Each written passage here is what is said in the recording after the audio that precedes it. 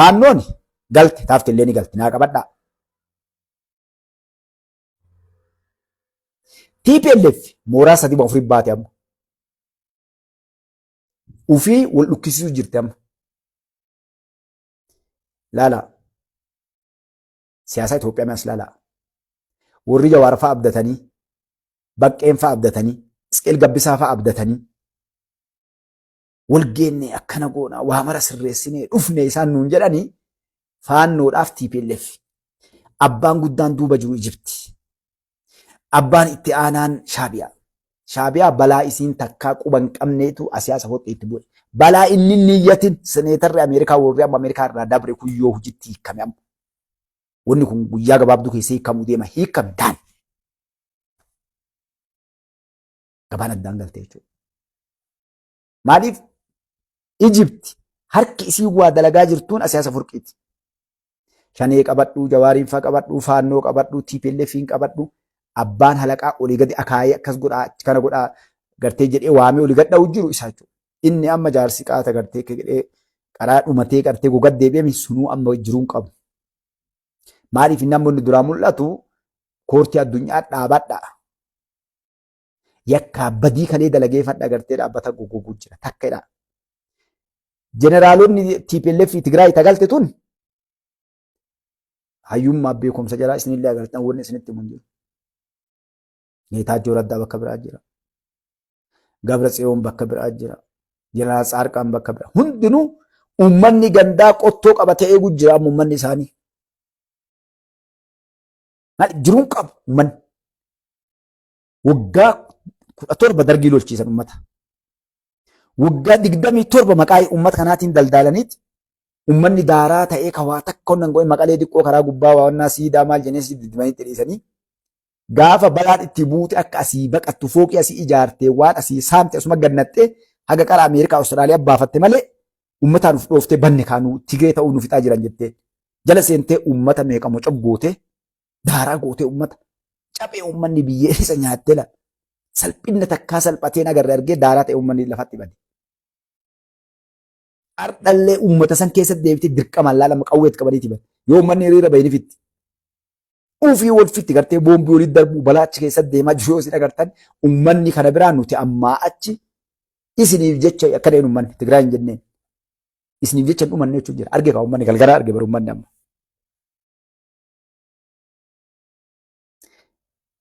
Jeneraal Taaddasee dheengadda abbichuun asii filee gad ergee mallatteessee ergee bara akkana dalagadhee baallama seensee amma xixxiitu jira maaltu ishee xixxiiche maaltu xixxiiche beektaniisa.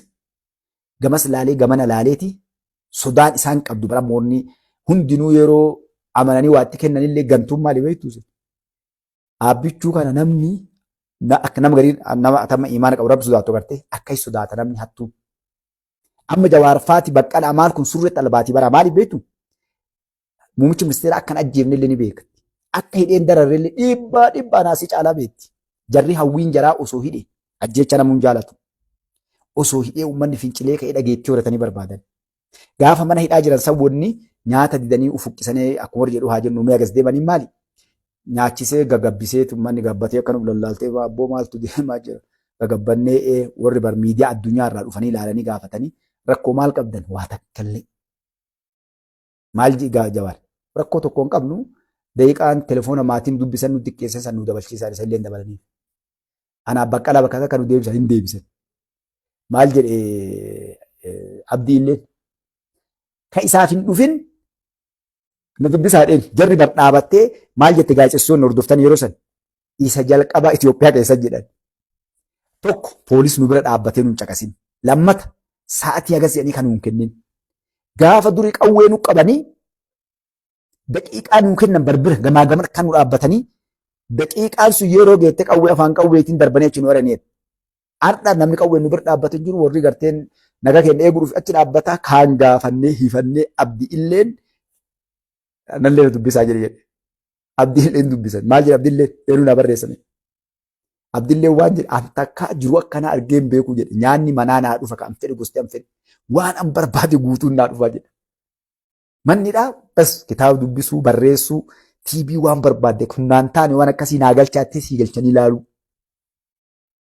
Jawaar faatii lisan itti himre rakkoo qabdanii no ciifni isin maali no nyaata dhalaa seetaaf ka micciirraa finiina jedhaniin gara keenya kanatti finiina sayyoo nyaattan wannaa daakanii maali foon diimaa qofa dabbaasanii goysanii daakanii gingilchanii bishaan qofaan qopheessan hadha yoo nyaate torbaan teetta.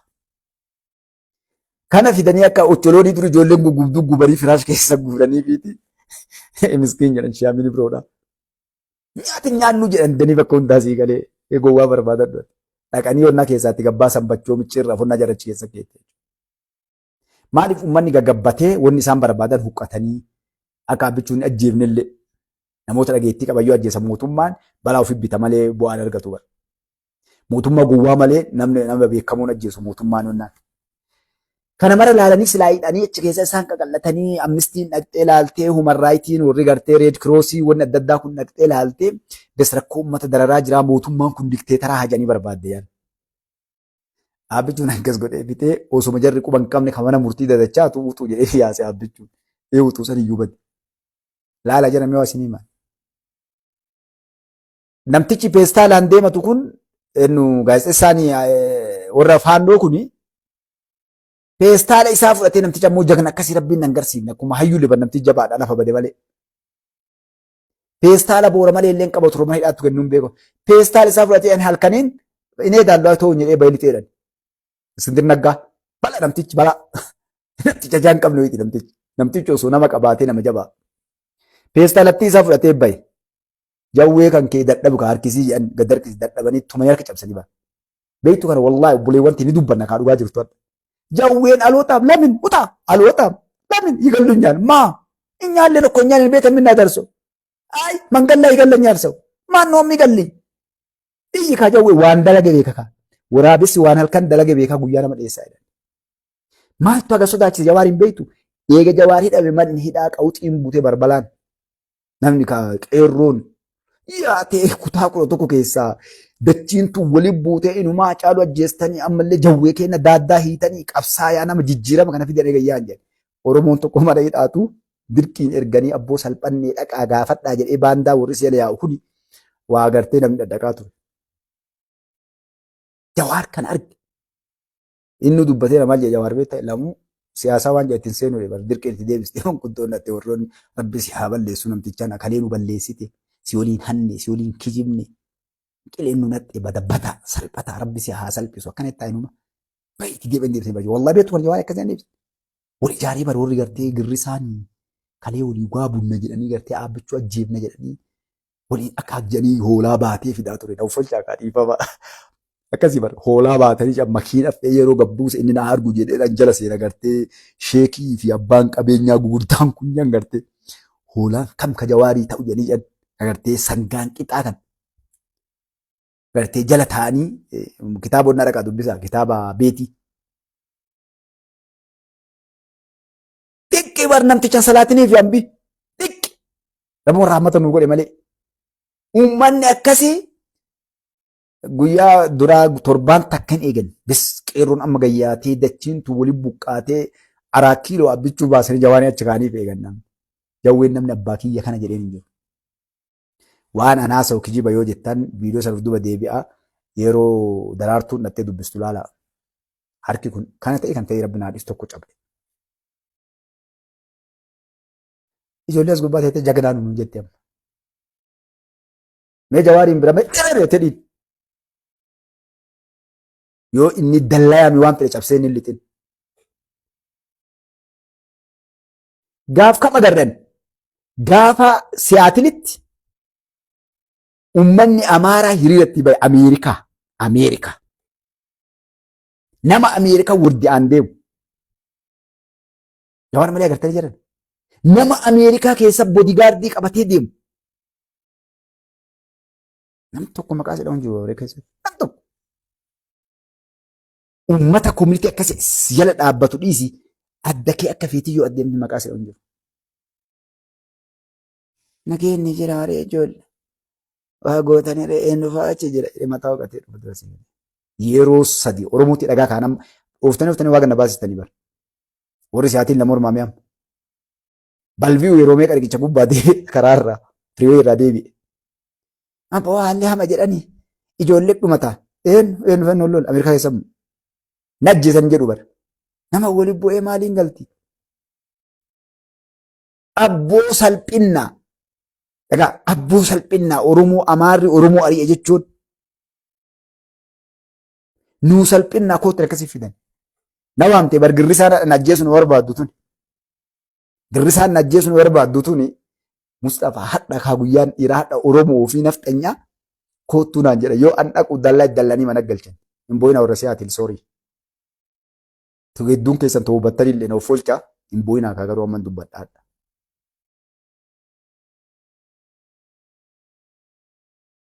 Mana nu Oromoon kireeffatte seerri biyya sanii bakka dalleenni mana sanii abbaan mana sanii namni koomee agarsiis jatee waan ajjeefte seerri sin gaafatu.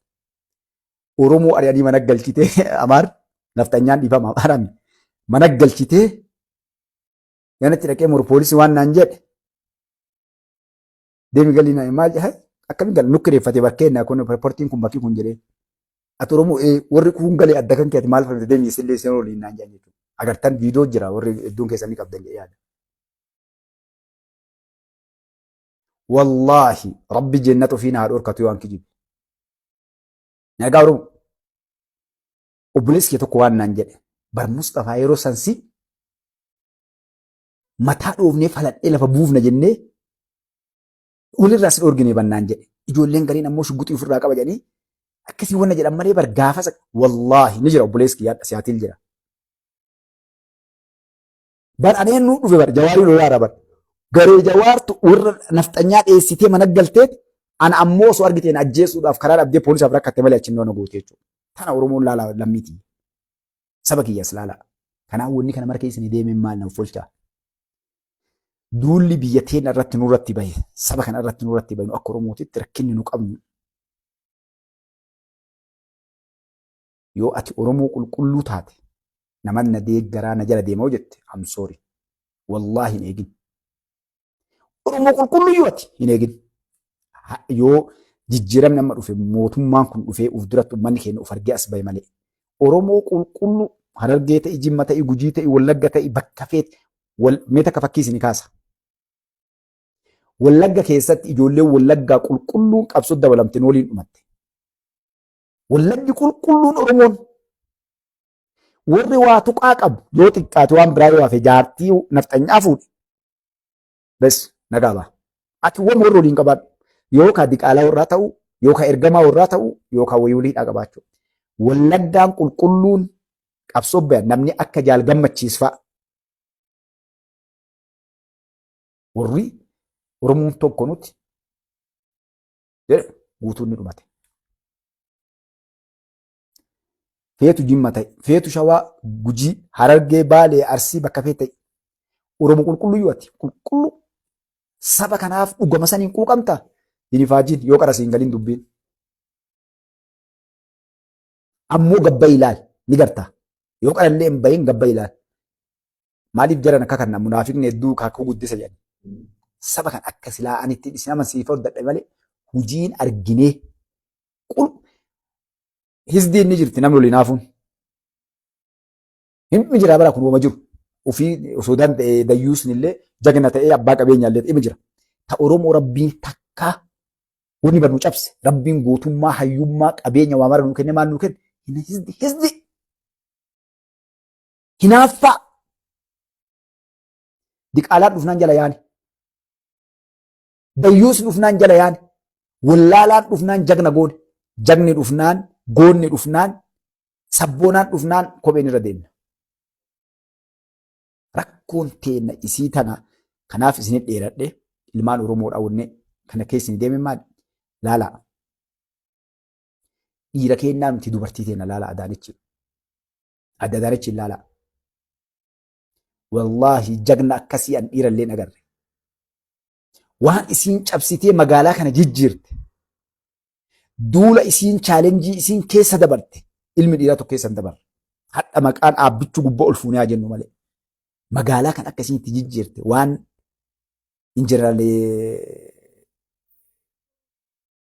wannaan dadhabe buqqiftee guutuu isii asiin geette jechuudha. Dhiira keenya dhiisi. raayyaa ittisa biyyaa bakka san fiildi maarshaal Biraanuu Jiillaa osoo jiraachuu baate bakka jirru ni beekna jechuudha. Namoonni kunniin ilmi namaa kamuu irra ni qabaami dhiira guyyaa xiiqiiti rabbiin gartee nuuf fideedha. Rakkoo qaba ilmi namaa anillee atillee kamu. Garuu namni nama jettu guyyaa xiiqii guyyaa qomoon qomoof rifattu guyyaa qomoon qomoo waliin dhaabbattu guyyaa garaagarummaa hammeenya fixate lafa keetu guyyaa akka kanaa kana. Uummata salphate saba salphate bara osoo muumichi ministeeraa bineensa nama nyaatu ta'e bara yeroo akkanaa kana waliigallee irree takka taanee bara diina ofirraa galchinee dachii teenna saba keenya deebinee bara wal deebinee wal cafa kanaa silaa bara.